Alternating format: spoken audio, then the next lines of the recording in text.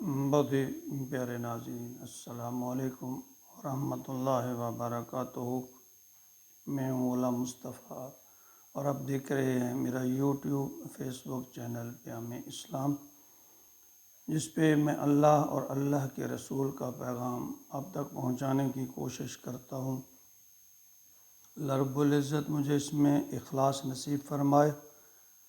اور مجھے ایسی بات کہنے کی توفیق عطا فرمائے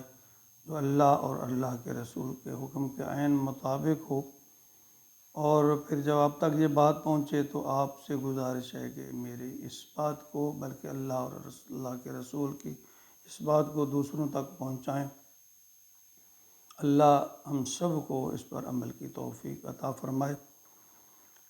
آج کا ہمارا سبق سورۃ البقرہ کی آیت نمبر 274 پر مشتمل ہے۔ اعوذ باللہ من الشیطان الرجیم، بسم اللہ الرحمن الرحیم۔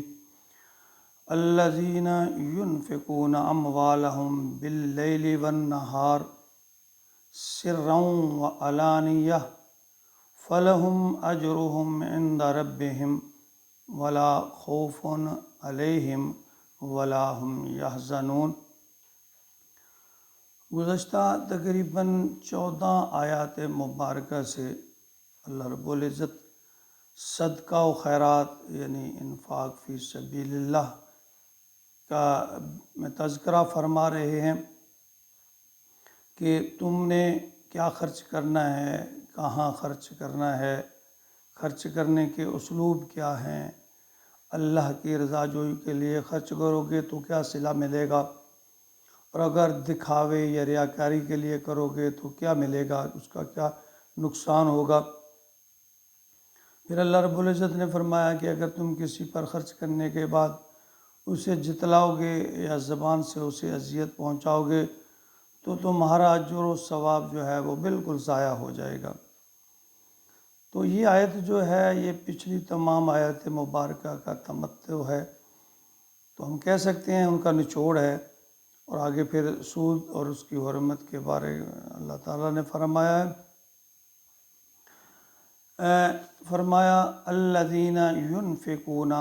جو لوگ خرچ کرتے ہیں، اموالہم اپنے مال کو، باللیل والنہار رات کو یا دن کو، سرا وعلانیہ خفیہ طور پر یا اعلانیہ طور پر۔ جو علماء کرام، مفسرین کرام یا نبی اکرم صلی اللہ علیہ وآلہ وسلم کے جو فرامین ہیں ان کا خلاصہ کو اگر دیکھا جائے تو ہمیں یہ سبق ملتا ہے کہ جو صدقہ واجبہ ہے یعنی عشر ہے، زکوٰۃ ہے، اس کو اعلانیہ طور پہ خرچ کرنا چاہیے، اور جو صدقات نافلہ ہیں ان کو خفیہ طور پہ خرچ کرنا چاہیے۔ لیکن اللہ نے فرمایا تم جس طرح بھی کرو، اگر تمہاری نیت ٹھیک ہے، نیت میں اخلاص ہے، اللہ کے رضا کی طلب ہے، تو تم چاہے خفیہ کرو، چاہے ظاہر کرو، دن کو کرو، رات کو کرو، کوئی حرج نہیں ہے۔ فَلَهُمْ أَجْرُهُمْ عِنْدَ رَبِّهِمْ، اللہ تعالیٰ فرما رہے ہیں کہ اس کا جو اجر ہے نا وہ اللہ کے پاس محفوظ ہے۔ ولا خوف، کوئی خوف نہیں ہوگا، علیہم اس پر، ولا هم یحزنون، اور نہ ہی کوئی حزن غم ہوگا، یعنی قیامت کے دن اللہ تعالیٰ فرماتے ہیں اس سب چیز کا میں آپ کو بدلہ دوں گا، اور ایسے لوگ جو اللہ کی راہ میں خرچ کرتے ہیں ان کے لیے قیامت کے دن کوئی غم، کوئی پریشانی نہیں ہوگی۔ تو جیسے کہ پہلے تھا کہ وَيَسْأَلُونَكَ مَاذَا يُنْفِقُونَ قُلِ الْعَفْوَ، تو لوگ آپ سے دریافت کرتے ہیں کہ کیا خرچ کریں، ماذا ينفقون، کتنا خرچ کریں، تو آپ ان سے کہہ دیجئے کہ جو زائد ہے، یعنی جو آپ کی انکم سے یا آپ کی ضرورت سے زیادہ ہے، جو آپ کے ضروریات زندگی سے زیادہ ہے، اس کو اللہ کے راہ پہ خرچ کر دیں۔ تو یہاں جو آگے پھر سود کے بارے میں بھی ہے، اس کا تذکرہ تو بعد میں ہوگا، لیکن ہمارے ہاں جو سب سے زیادہ جو فتنہ اور فساد اب برپا ہے، اور اس کی بنیاد ہمارا سارا نظام معیشت جو ہے وہ سود پر مبنی ہے، اور یہ سود ہمیں مغرب کی طرف سے ملا ہے، اور یہودیوں کی یہ شیطانیت جو ہے جب پورا کرۂ ارضی کو اپنی لپیٹ میں، اپنی گرفت میں وہ لینے پہ ہے، تو یہ جو ہتھ کنڈے ان کے ہیں، اس کے بارے میں پھر اگلی آیات مبارکہ میں اللہ رب العزت نے فرمایا. لیکن اس میں جو اللہ رب العزت کا جو فرمان ہے اس کے بارے میں اللہ رب العزت بار بار یہ فرما رہے ہیں کہ تم جو بھی اللہ کے نام پر خرچ کرنا چاہو،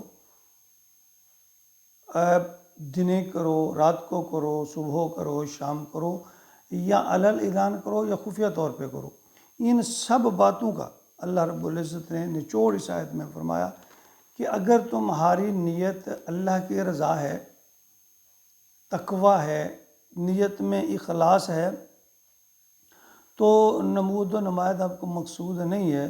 تو پھر یوں سمجھو آپ جیسے بھی کرو، اعلان کر کے کرو، خفیہ طور پہ کرو، اللہ کے ہاں اس کا جو اجر ہے وہ محفوظ ہے. اللہ چونکہ دل کی کیفیت کو جانتے ہیں کہ ہمارے دل میں کیا ہے، تو لہٰذا جب ہم اپنی یہاں پھر ایک بات میں آپ سے یہ گزارش شروع کروں گا. بحیثیت انسان ہمارا جو رجحان برائی کی طرف، ریاکاری کی طرف، تھوڑا سا زمانہ سازی کی طرف، یہ ایک انسان ہونے کے ناطے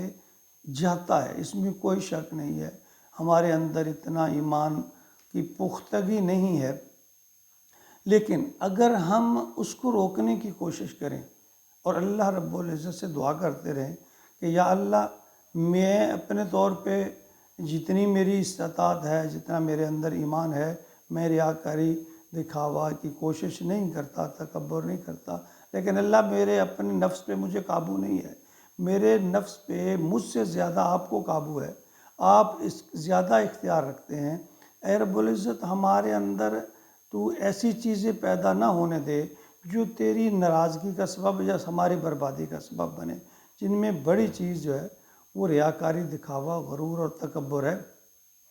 اللہ سے مانگتے رہیے. اب ہم اللہ سے مانگیں گے، اس کشمکش میں ہوں گے، جو چیز انسان کے بس میں نہیں ہے نا، اللہ کی ذات اس پہ گرفت کرنے والے نہیں ہیں. ہم اپنے تئیں کوشش بھی کریں، اللہ سے مانگتے بھی رہیں، اس کے باوجود اگر بطور ایک بشر ہونے کے، بشری تقاضے کے، اگر ہم سے کوئی کمی کوتاہی ہو گئی تو ہم امید رکھتے ہیں کہ اللہ رب العزت درگزر فرمائیں گے. یعنی اللہ یہ بھی فرماتے ہیں کہ میں کسی نفس پر اس کی استطاعت سے زیادہ بوجھ نہیں ڈالتا، جتنی ہمارے بس میں ہے وہ ہم کریں، اس طریقے سے کریں کہ اللہ کی رضا حاصل ہو جائے. لیکن اس کے باوجود اگر نفس کہیں نہ کہیں غلطی کر بیٹھے تو اللہ سے معافی مانگتے رہیں، پناہ مانگتے رہیں. اللہ کی رحمت بڑی وسیع ہے. امید ہے کہ اللہ ہماری ان چھوٹی موٹی کوتاہیوں کو درگزر فرما دیں گے، کیونکہ اللہ تعالیٰ کی ذات غفور الرحیم ہے، وہ معاف کرنے والی بھی ہے اور رحم کرنے والی بھی ہے. اور ہماری یہ جو کمیاں اور کوتاہیاں ہیں،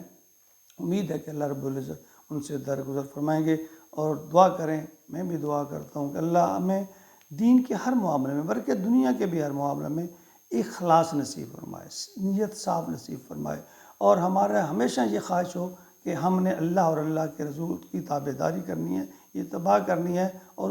اس کے اللہ اور اللہ کے رسول کے بتائے ہوئے جو کام ہے، یا باتیں ہیں یا قوانین ہیں، اس پہ چلنا ہے. اس کے باوجود بھی اگر کوئی کمی کوتاہی ہو جائے تو اللہ تعالیٰ سے امید ہے کہ اللہ تعالیٰ ہمیں ضرور معاف فرما دے گے. اللہم اجعلنی من التوابین واجعلنا من المتطہرین واجعلنا من عبادک الصالحین واجعلنا من الذین ولا خوف علیہم ولا هم یحزنون. آمین یا رب العالمین.